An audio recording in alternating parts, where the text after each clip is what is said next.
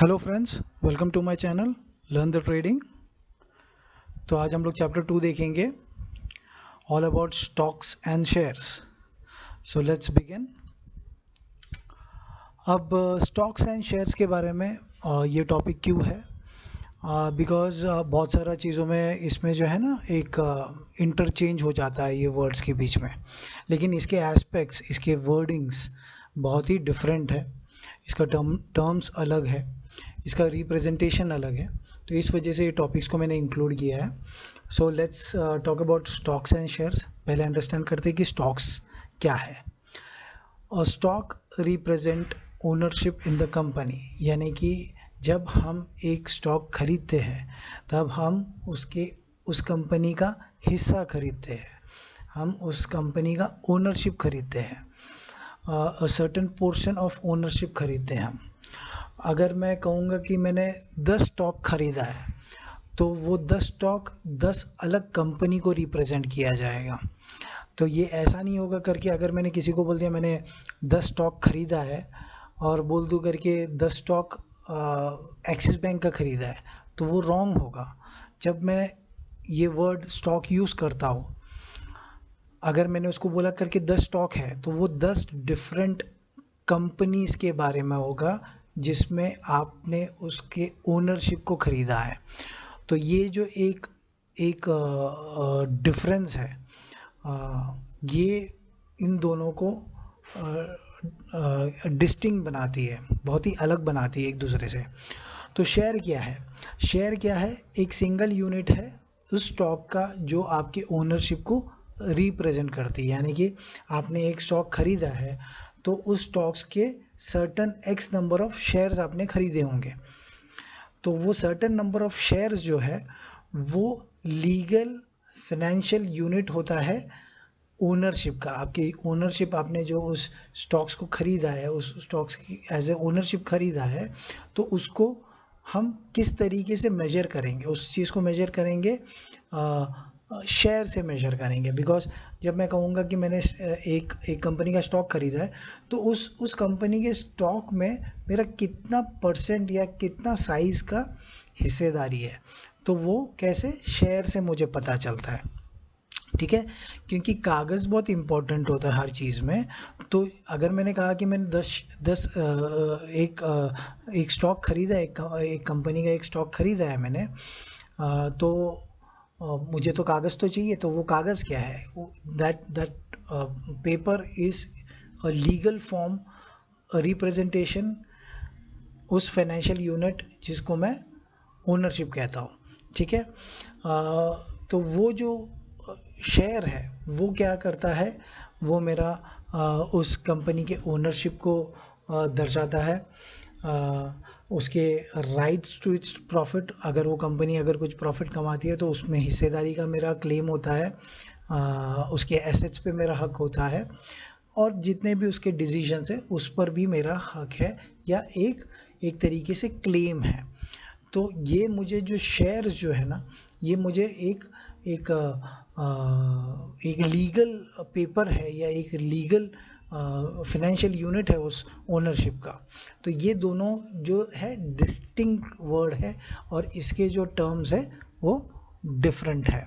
ठीक है, शेयर्स जो है टेंजिबल फॉर्म में है, ट्रांसफरेबल है, मेजरेबल होता है।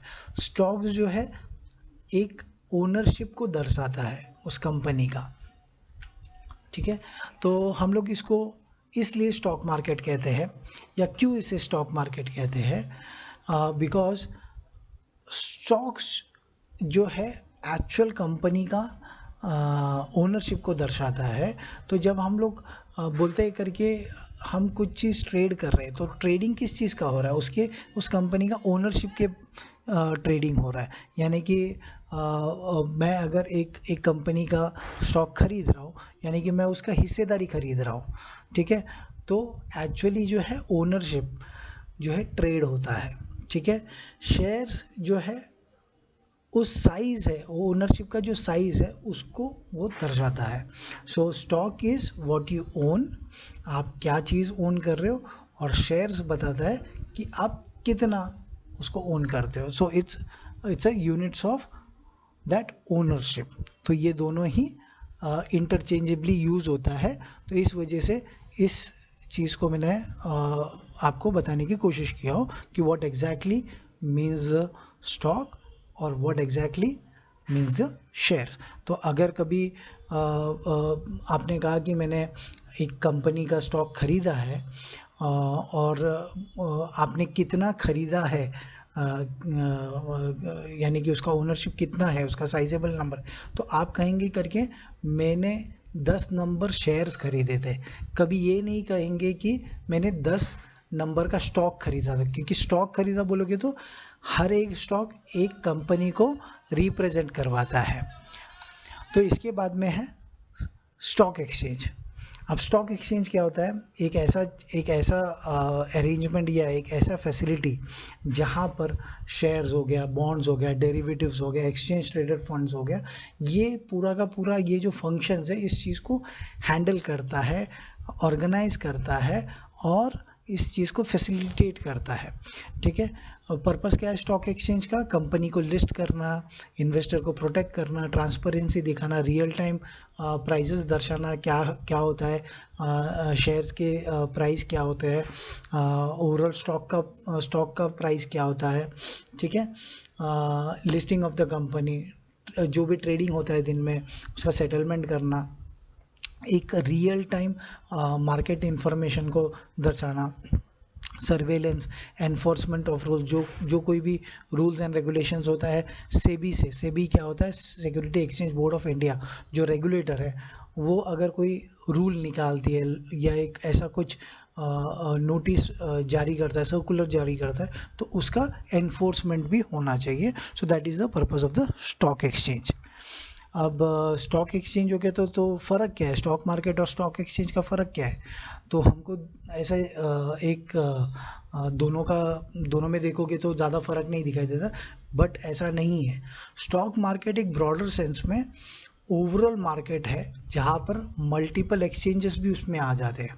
ठीक है, लेकिन स्टॉक एक्सचेंज तो खुद ही एक इंडिविजुअल कंपनी होता है, लेकिन स्टॉक मार्केट क्या है? ओवरऑल एक network of all the exchanges. हो सकता है इसके अंदर कैसा है करके कोई स्टॉक एक्सचेंज में सिर्फ कैपिटल मार्केट का ही डीलिंग हो, डेरिवेटिव्स नहीं हो, तो क्या होगा? तो स्टॉक मार्केट तो सब कुछ है, स्टॉक मार्केट का मतलब होता है करके जिसमें कैपिटल मार्केट का इक्विटी भी हो और डेरिवेटिव मार्केट भी हो और बॉन्ड मार्केट भी हो और डेप्थ मार्केट भी हो, सब कुछ है उसमें। तो स्टॉक एक्सचेंज जो है एक फैसिलिटी प्रोवाइड करता है। स्टॉक मार्केट एक ब्रॉडर टर्म में एक इकोसिस्टम है जो ये पूरा का पूरा करता है। रेगुलेशन क्या है? Govern by the rules and specific to the exchange and security regulator, यानी कि रेगुलेटर और वो खुद एक्सचेंज के जितने भी प्रोसीजरल रूल्स है उसको फॉलो करना होता है। एग्जाम्पल क्या है? NSE stock exchange. So Indian stock market basically क्या है? बहुत सारे एक्सचेंजेस है, लेकिन दो बड़े एक्सचेंजेस जो है नेशनल स्टॉक एक्सचेंज और एक बॉम्बे स्टॉक एक्सचेंज है। इसके बाद में हम आते हैं demat. What exactly is demat? Demat एक ऐसा चीज़ होता है जहाँ पर आपका जो शेयर्स है, अब शेयर्स की बात हो रही है, जब आप एक स्टॉक खरीदते हो उसमें जितने सर्टन नंबर ऑफ शेयर्स आपने खरीद चुके हो, तो वो कहाँ पे रखा जाएगा? वो डीमैट अकाउंट पे रखा जाएगा। क्योंकि पहले ज़माने में क्या होता है, फिजिकल फॉर्म में होता था, अब आज के टाइम में वो डीमैट अकाउंट होता है। डीमैट अकाउंट में वो रहता है, स्टोर किया हो जाता है। सो डीमैट का मतलब क्या होता है? डीमेटेरियलाइजेशन, यानी कि पहले फिजिकल फॉर्म में था, अब वो डीमेटेरियलाइजेशन हो गया, फिजिकल फॉर्म में नहीं, इलेक्ट्रॉनिक फॉर्म में है। तो जो कुछ भी आपका जो कारोबार है वो शेयर के प्रति, बॉन्ड के प्रति, ETF जो भी है वो आपके डीमैट अकाउंट में रहता है। जैसे कि एक बैंक अकाउंट में आजकल कैश जो है डिजिटली स्टोर रहता है, उसी तरीके से डीमैट अकाउंट में शेयर्स स्टोर रहता है। ठीक है, इंडिया में जो है NSDL और CDSL जो है वो डीमैट अकाउंट को मेंटेन रखता है। NSDL is national security depository limited और सेंट्रल डिपॉजिटरी सर्विसेज लिमिटेड। ये दो ऐसे इंटरमीडिएटरीज है या डिपॉजिटरी पार्टिसिपेंट्स है जो आपके जो शेयर्स है उसको स्टोर करके, इलेक्ट्रॉनिक फॉर्म में स्टोर करके और मेंटेन करके रखती है। ठीक है। जो इंटरमीडिएटरी जो डिपॉजिटरी पार्टिसिपेंट्स है, ये आपके ब्रोकर या बैंक हो सकते हैं जो डीमैट के साथ में इंटरलिंक रहता है। इसके बाद में हम लोग ट्रेडिंग अकाउंट देखते हैं। तो ट्रेडिंग अकाउंट क्या है? डीमैट अकाउंट तो हो गया, अब ट्रेडिंग अकाउंट क्या ज़रूरत है, दोनों में फ़र्क क्या है? यस, ट्रेडिंग अकाउंट बहुत ज़रूरी है। डीमैट तो सिर्फ आपने जो भी एक्टिविटीज़ की शेयर के प्रति, वो शेयर्स आपके डीमैट अकाउंट में रह गया, लेकिन आपको दोबारा उस शेयर को अगर ट्रेड करना है तो आपको ट्रेडिंग अकाउंट भी चाहिए। ठीक है। सो इसका पर्पस क्या है? आपका जो सिक्योरिटी होल्ड करना है डीमैट का, और ट्रेडिंग में क्या है, दोनों के बीच में एक ब्रिज फैसिलिटेट हो जाए, जहाँ पर आप बाइंग कर सके या सेलिंग कर सके आपके सेकेंडरी मार्केट से भी। ठीक है। इसका जो रोल क्या है, आफ्टर परचेज जो भी आपका शेयर्स है वो डिपॉजिट रहता है यहाँ पर, और आपके जो ट्रेडिंग अकाउंट में जो है बाइंग सेलिंग ऑर्डर जो है थ्रू एक्सचेंजेस, यानी कि जो एक्सचेंजेस है वो। तो मेंटेन कौन करता है आपके demat account? Depository participants maintain है, एनएसडीएल या सीडीएसएल। और ट्रेडिंग अकाउंट कौन मेंटेन करता है? ब्रोकर्स करता है, बिकॉज ब्रोकर आपका जो है ऑर्डर एग्जीक्यूट करता है थ्रू एक्सचेंजेस, यानी कि ब्रोकर जो है intermediary between exchanges and you. ठीक है, आपके और एक्सचेंजेस के बीच में एक माध्यम है, वो मीडियम है। ठीक है। रिक्वायरमेंट क्या है? You can directly trade with just demat account, you can't directly trade with the demat account, you can't store the shares with just a trading account, यानी कि दोनों का ज़रूरत है। आप ट्रेड नहीं कर सकते हो सिर्फ डीमैट अकाउंट होने से, और आप शेयर स्टोर नहीं कर सकते सिर्फ ट्रेडिंग अकाउंट होने से।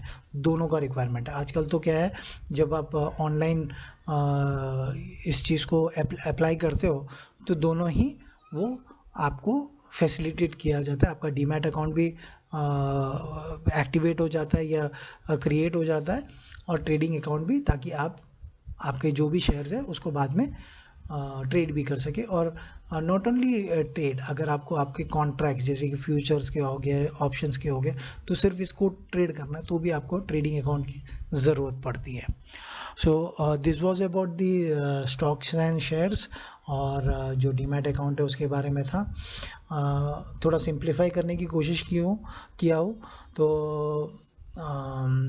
Thank you for being with me. अगर आपको अच्छा लगे तो प्लीज़ डू लाइक कर दीजिए वीडियो को, और सब्सक्राइब भी कीजिए। Thank you, have a great day ahead.